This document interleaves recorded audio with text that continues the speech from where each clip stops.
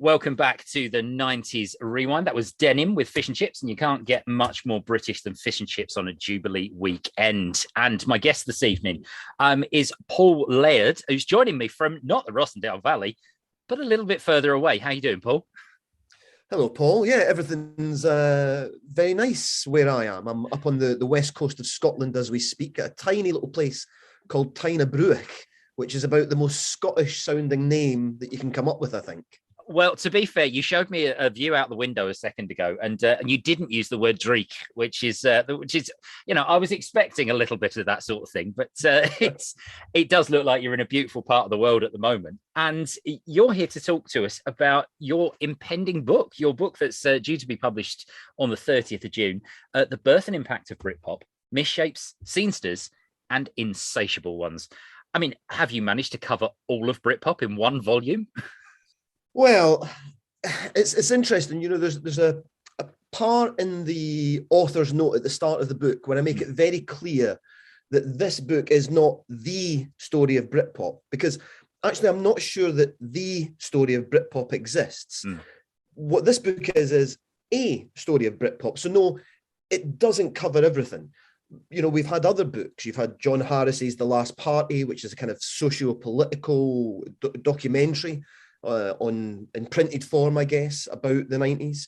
You've had Louise Wenner's incredible autobiography, Daniel Rachel's Cool Britannia, kind of oral history. There's a Britpop encyclopedia. I was Britpop. So it was important to me that we had something which did something new and that said something new about the era. So it's not the entire story. And one of the things, and we'll get to this with your song choices about the book, is that this doesn't just tell the headline stories. This is not, if you want another recount of Blur v Oasis, then that's not going to be what you're looking for here. It will be alluded to, but at the same time, this is the story of what made the movement, isn't it? This is the bands that really made the sound. Yeah, I think so, Paul. I think the key thing for me was to tell not necessarily a narrative story, but a story about, I mean, the clue is in the title. It's about the impact of Britpop and not, you know, Tony Blair and Ozzel Boateng and, you know, the cover of the Face magazine, but the impact it had on kids like me. And I'm going to guess you know, kids in their late teens, early 20s, coming out of that kind of long period of the Conservative government. There was a mood of change in the country, and all of a sudden, people like you and I were dragged from the fringes into the center of things. And that's the story that I wanted to tell. And for me, there was a very different soundtrack to that than just the headline big boys. Yeah, and it's funny actually, because the blurb for the book talks about, you know, this running from pop scene to This Is Hardcore. So this is a Blur track through to a pulp track, two bands that we'd know well. I mean, there's so many debates about where the Britpop as it was started, whether it was, you know, that moment that Suede brought out their first album, or whether it was the, you know, branching out and Elastica, forming or whatever. Was there a moment though that you think it kind of took off, and that kind of indie sound, these guitar bands started suddenly just rupturing out from all places? Are there a couple of bands? I mean, you've chosen Denim, for example. I mean, is that a band that you think, you know what, actually this encapsulates those moments? Well, I think Denim are pivotal in the story, because Denim, of course, come from the brain and heart of Lawrence, who is a key figure in British indie music with all those incredible felt albums, right? Albums that I still listen to today and which have been very influential in a huge number of people.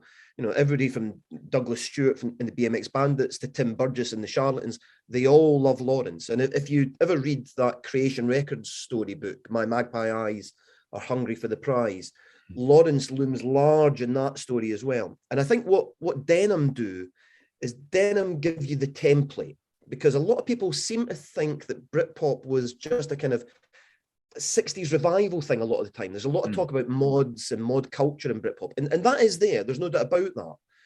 But really, a lot of the sounds are drawing on glam rock and glam pop. You know, I think Slade are more prevalent in the sound of Oasis than the Beatles are. I think that T-Rex and Bowie are much more kind of front and center than the Kinks are, even for people like Blur. Yeah. So Denim, and that album in particular, Back in Denim, for me is, I mean, it's not the start because other things predate it, but it's crucial in the story, I think.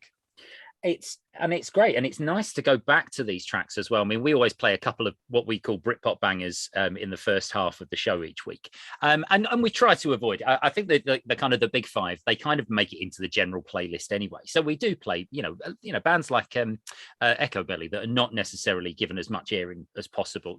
Bands like Skunk Anansie that we forget about. That were a huge sort of thing at the time.